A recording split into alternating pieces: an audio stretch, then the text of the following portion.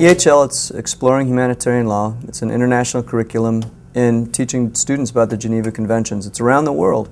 The American Red Cross is in charge of disseminating it here in the United States. It's very much student-centered. It's a lot of role-playing and learning through discovery about human rights, the value of the individual, the fact that everybody has rights, and trying to make kids aware of things that are going on so that they can make a difference someday because they would choose to.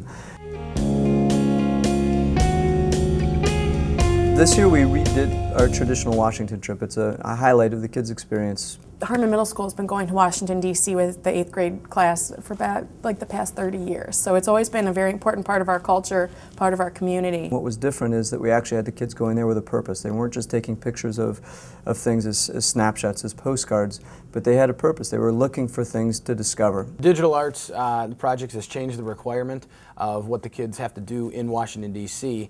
By giving them a series of these prompts. So the fact that they've had these prompts and we're prompting them to even think outside the box is incredible. It's really adding a nice piece to the trip.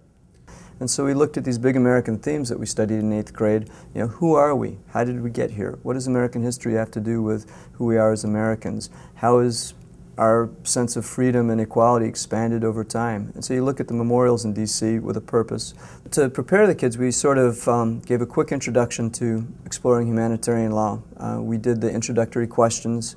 We informed them of what the basic rules are. We've taken the basic rules and have applied them to situations in American history, some of the wars between the colonies and Native Americans, the French and Indian War.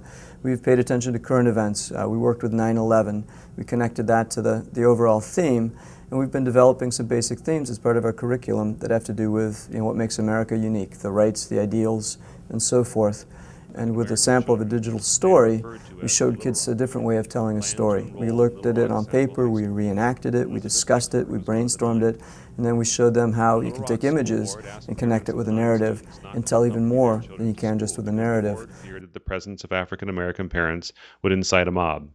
The governor of Arkansas sent the National Guard into Little Rock, claiming that there... As we got to a stop, we'd give the kids time on the bus moving to the next one. Well, if you had these prompts, jot down right now what you think how would you answer the questions we asked? We asked that the students bring cameras, either the disposable, which they could then have developed and be put on CD when they were developed.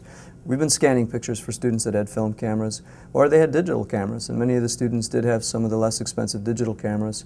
As a school, we also sent 2 video cameras with teachers to film things that would relate to the project, and every single bus had at least one teacher with a digital camera from the school, where we made a library of pictures to fill out what students might not have themselves. But we wanted the kids to use their own pictures, and so that's what they worked with first.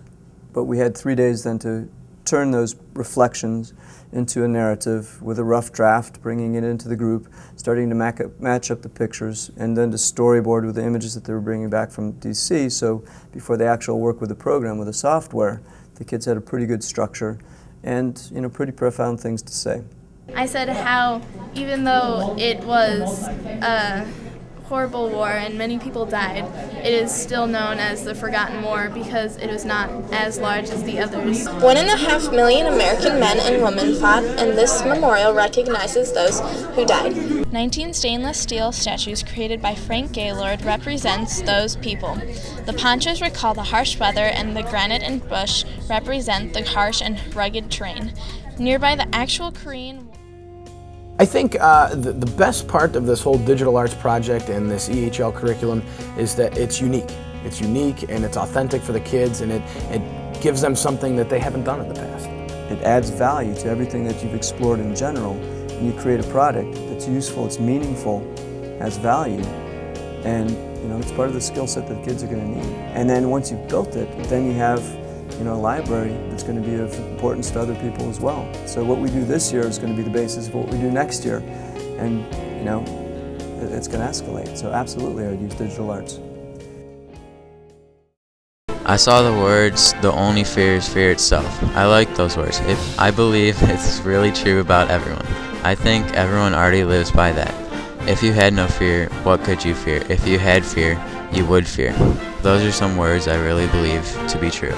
The wall is a sad place. There is a small area running along the wall where people have left tokens of respect and remembrance.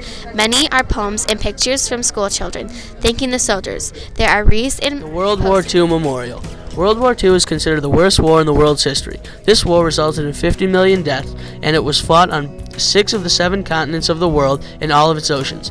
The memorial was given with a meaning. It is to remind people that sometimes we need to make sacrifices greater than ourselves.